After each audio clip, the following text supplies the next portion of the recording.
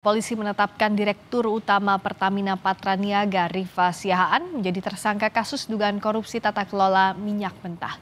Direktur Penyidikan Jampitsus Kejaksaan Agung Abdul Qohar menyebut kerugian negara mencapai 193,7 triliun rupiah. Selain menetapkan Dirut Pertamina Patraniaga sebagai tersangka, Kejaksaan Agung juga menetapkan 6 orang lainnya sebagai tersangka dan langsung ditahan. Kejagung menyebut korupsi di anak perusahaan Pertamina ini terjadi pada 2018 hingga 2023. Modus tersangka yaitu sengaja menurunkan produksi kilang dalam negeri agar bisa mengimpor minyak mentah dari luar negeri. Namun berdasarkan fakta penyidikan yang didapat, tersangka RS, SDS dan AP melakukan pengondisian dalam rapat optimalisasi hilir atau OH yang dijadikan dasar untuk menurunkan produksi kilang sehingga produksi minyak bumi dalam negeri tidak terserap seluruhnya. Dan pada akhirnya pemenuhan minyak mentah maupun produk kilang dilakukan dengan cara impor.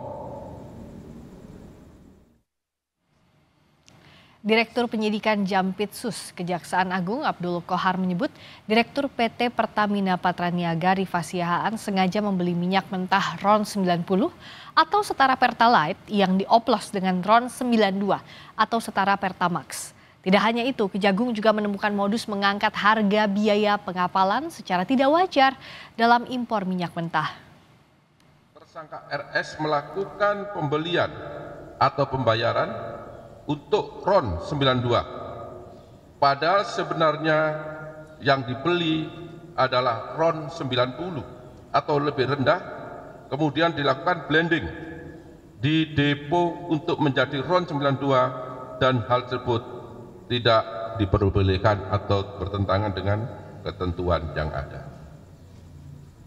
Pada saat telah dilakukan pengadaan impor minyak mentah dan impor produk kilang, diperoleh fakta adanya markup kontrak shipping atau pengiriman yang dilakukan oleh tersangka YF selaku Direktur Utama PT Pertamina International Shipping, sehingga negara mengeluarkan fee sebesar 13 sampai dengan 15% secara melawan hukum, sehingga tersangka MKAR mendapatkan keuntungan dari transaksi tersebut.